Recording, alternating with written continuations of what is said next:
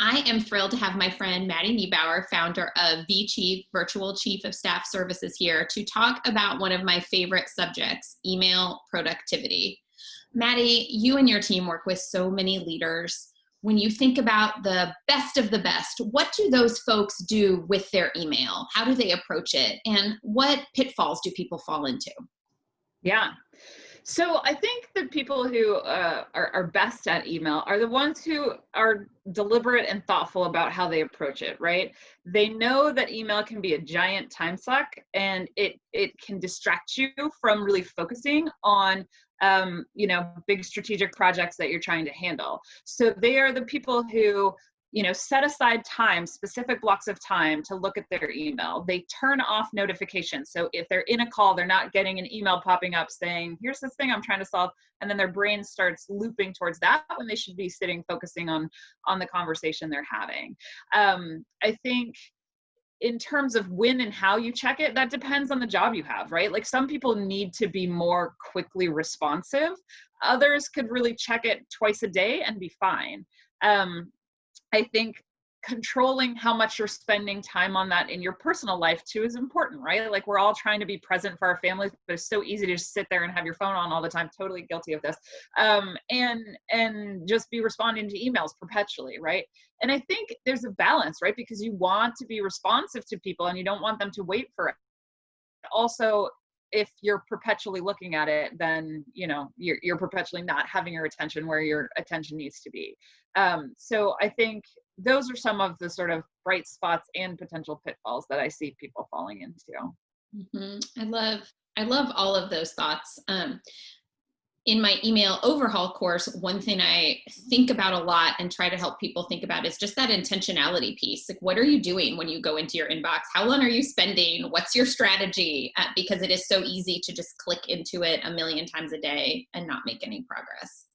And it's interesting because, like, to the strategy point, I think there are lots of different successful strategies, right? Like there are the people who like file all their emails in very specific places, and there are people who like keep them all in one place and then just sort for things when they're looking for things. I don't think there's like necessarily one right answer. I do think there's like a number of different ways one can go about it that like helps you make sure that things aren't falling off your radar, and that you're not also like looking at the same email 5 times when you could just look at it once and respond to it.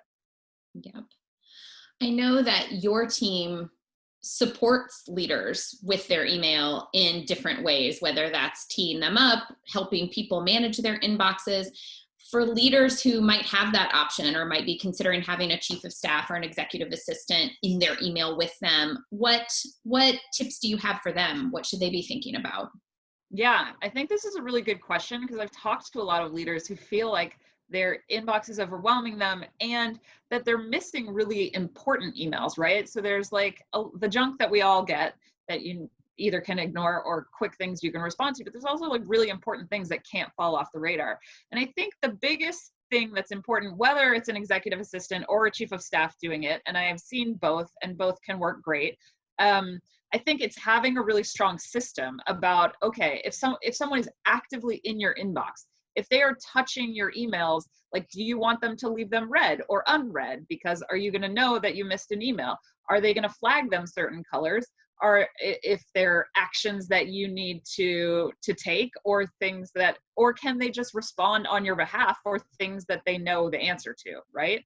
And it takes working together for a pretty good amount of time to figure out those systems and sort of testing those. One thing that we do a lot of is just teeing up emails. So like when I was I would have a leader who I supported who we would go through her calendar every week, talk about all the meetings that she had, what are the follow-up emails that need to happen, what are all the attachments that need to go to those people.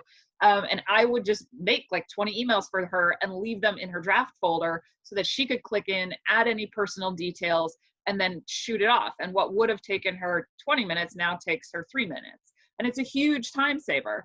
And we would do that for her upcoming meetings too. Say, okay, what do you have in the pipeline?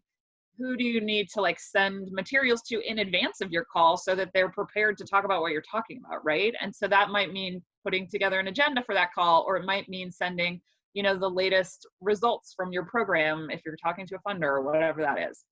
So I think teeing that up can be really helpful. I actually did that when I was not in someone's inbox, right? So we were using Outlook, and I was supporting the head of the HR team. So there's a lot of confidential stuff that came to her inbox. So I was not actively managing her inbox, but I could, in Outlook, you can draft an email for someone else and say like send from, and then she could just click on it and go. Gmail doesn't really have that capability. So you really sort of have to be in someone's inbox, or else sort of draft something in a Word doc or a Google doc and attach it, and then they copy and paste, which, also works. It's just a little less efficient. Hmm. I am hearing you say that it can be totally worth it and it can work well, but even just what you just described, there's a lot of thinking and a lot of communication that has to go into it working well, to set it up on the front end, it sounds like. Yeah, absolutely. And I think the thing is, it takes a lot of effort up front, and it takes a lot of learning how to write in someone else's voice, right? But once you have that down, it is absolutely invaluable. And then leaders find that they can't function without it. They're like, I need that person helping me. I can see that for sure. Zooming out a little bit, you and I both work with individuals on their own email systems and productivity, but where we might be able to get even more of a productivity bump is if we think about email culture across an organization. What's on your mind about that? How would you advise a leader or someone on a leadership team to start overhauling an email culture? Yeah, I think there's a couple different ways I think about it. One is just sort of at an organizational level, what are the norms and practices you want to set around email? Like, what is your expected response time if you send something to someone? What belongs in an email versus belongs in Slack or whatever other IM system you're using, or something that needs to go to a meeting, right?